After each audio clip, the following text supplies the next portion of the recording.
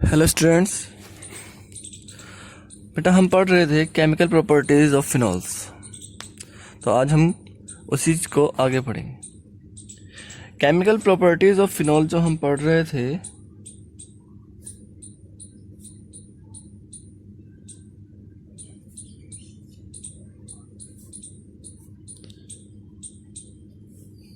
तो हमने दो स्पेशल रिएक्शन पढ़ी, दो नेम रिएक्शन पढ़ी हैं।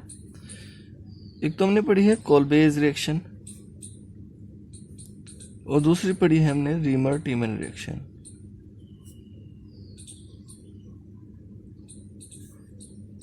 यस, और इन दोनों में एक कॉमन प्रोडक्ट बनता है सैलिसिलिक एसिड। क्या बनता है?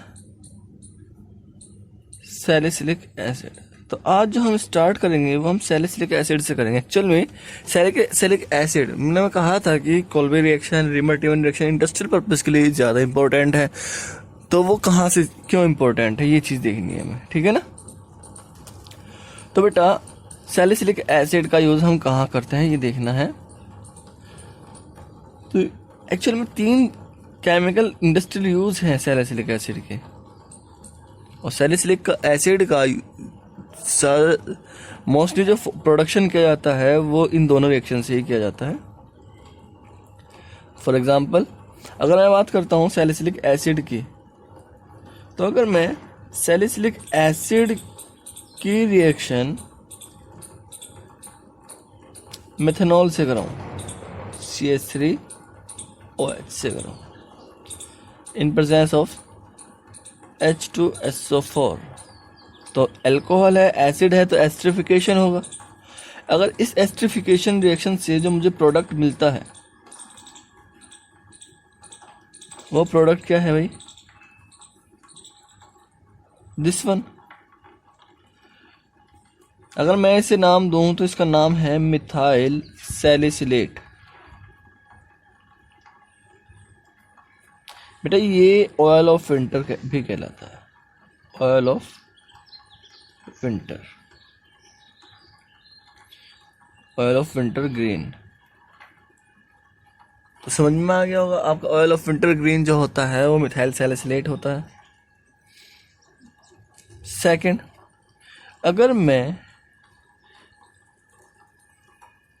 इसकी रिएक्शन मतलब सैलिसिलिक एसिड की रिएक्शन फिनॉल से कराऊं,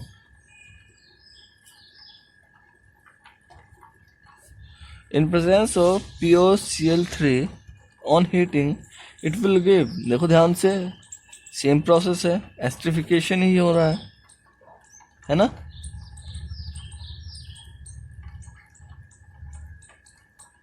C डबल बॉन्ड O और ये आपका फिनॉल, इसे हम बोलते हैं सेलोल। बेटा इसका जो यूज है, सेलोल का जो यूज है वो आपका कह लीजिए मेडिसिनल यूज है।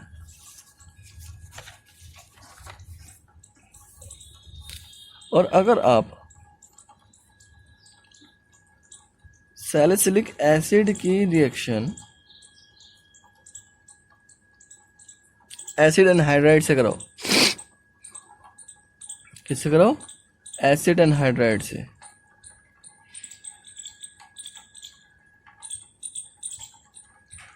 तो आपको पता है ये इसमें से एक बॉन्ड ब्रेक होगा कार्बन एंड ऑक्सीजन का। तो in present of H2SO4 it will give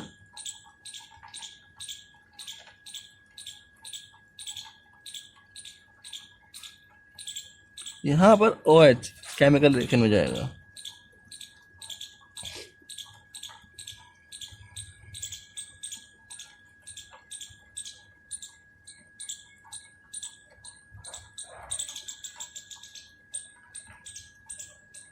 and CH3 C double bond OH बनेगा।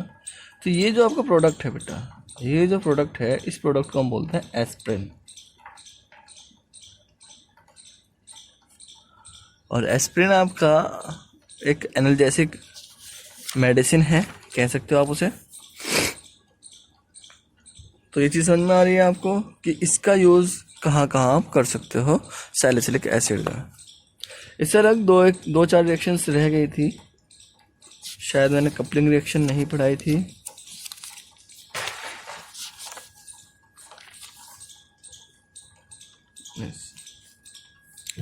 नेक्स्ट रिएक्शन है आपकी कपलिंग रिएक्शन।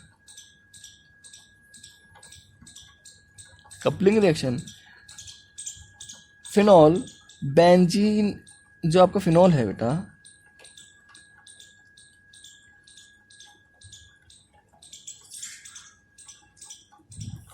ये बेंजीन डाइज़ोनियम साल्ट के साथ कपलिंग रिएक्शन देता है।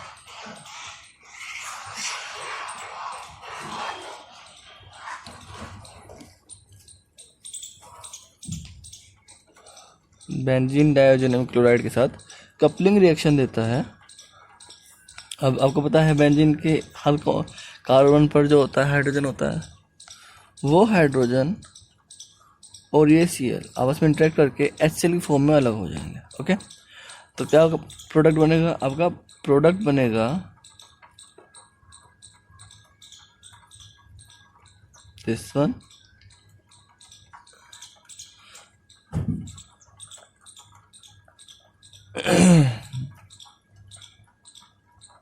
And this one. ये आपका डाई है एक, क्या है ये? एक आपकी dye, orange dye, orange colour की होती है। अगर इसका नाम देखें तो ये हो गया आपका 4 hydroxy ओजोबेंजीन, 4 hydroxy azobenzene. Okay,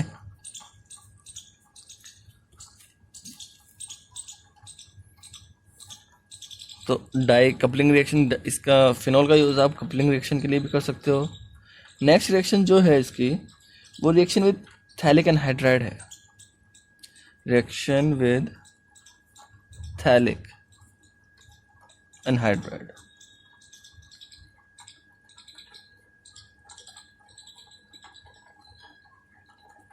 okay, phthalic anhydride. Phthalic anhydride का जो जनरल फॉर्मूला है बेटा, वो है benzene ring C double bond O, C double bond O, this one. क्या होता है जब फिनॉल इससे रिएक्शन करता है, तो फिनॉल एक कपलिंग रिएक्शन करता है। ठीक है,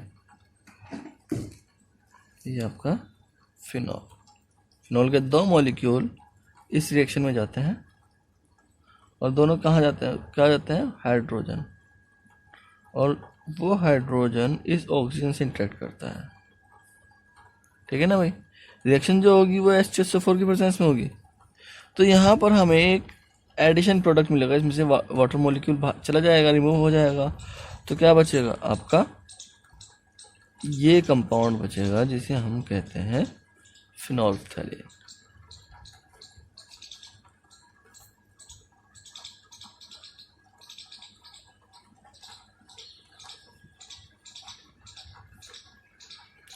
फिनोल्फथैलीन का यूज आपको पता है? यस।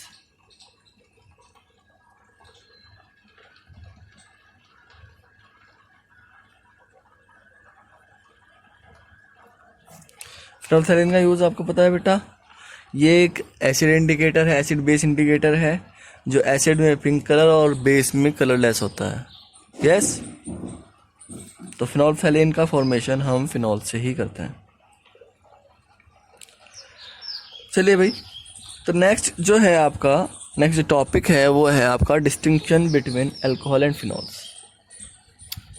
अल्कोहल और फिनॉल में हम कैसे डिस्टिंक्शन करेंगे?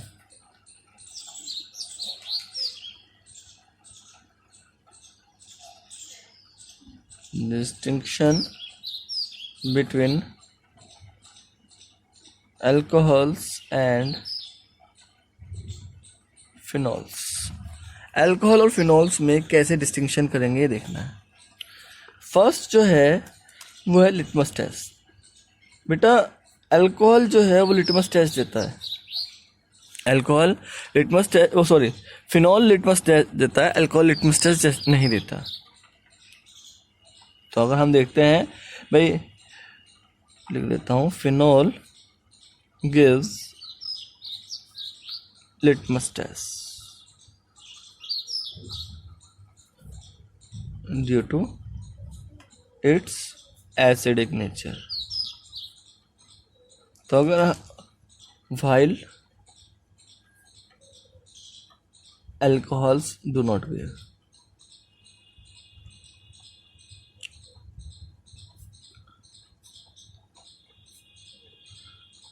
तो एसिडिक नेचर की वजह से तो क्या होगा, ये ब्लू लिटमस पेपर को रेड में कन्वर्ट कर देगा, अल्कोहल रिएक्शन करेगा ही नहीं। दूसरा, एक ऐसी रिएक्शन देंगे जो अल्कोहल और फिनॉल में से कोई एक ही दे सकता है। तो अगर मैं देखता हूं तो एक रिएक्शन ऐसी है जो केवल फिनॉल देता है, कपलिंग रिएक्शन। यस, अभी आपको कराई है benzene diazonium salt. Benzene diazonium salt जो होगा वो जब फिनॉल से केमिकली इंटरेक्ट करता है इन प्रेजेंस ऑफ सल्फ्यूरिक एसिड, तो ये ऑरेंज डाई देता है, जबकि alcohol do not give this type of reactions. तो हम इस दो केमिकल रिएक्शन से, लिटमस टेस्ट से और कपलिंग रिएक्शन से, अल्कोहल और फिनॉल्स में डिस्टिंक्शन कर सकते हैं, बहुत इजीली कर सकते हैं।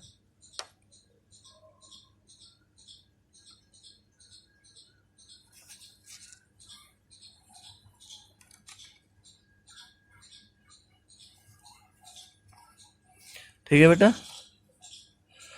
अल्कोहल में से एक छोटा सा टॉपिक आपका रह रहा है, distinction between methyl and ethyl alcohols. Methyl और इथाइल अल्कोहल में से आप क्या करोगे?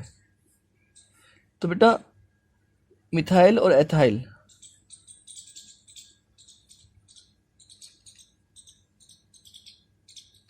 के बारे में अगर मैं बात कर रहा हूँ, एक टॉपिक है छोटा सा, ये आपके बोर्ड एग्जाम से पूछा गया है, इसी से अलग से कराना ज़रूरी है। Distinction between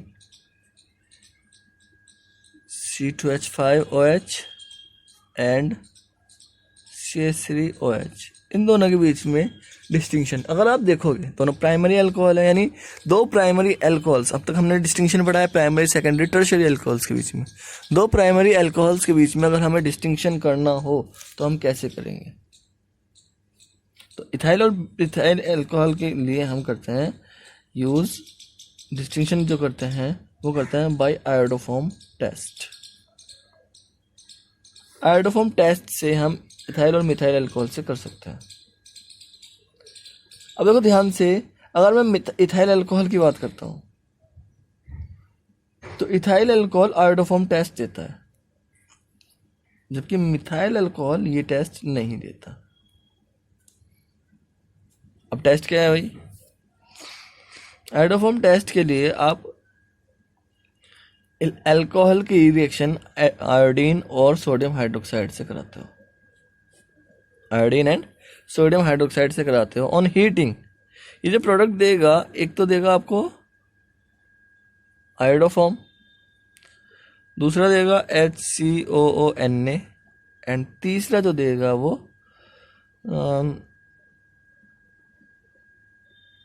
NaI, sodium iodide and water molecule. जबकि मिथाइल अल्कोहल ये वाली रिएक्शन आपकी नहीं देगा।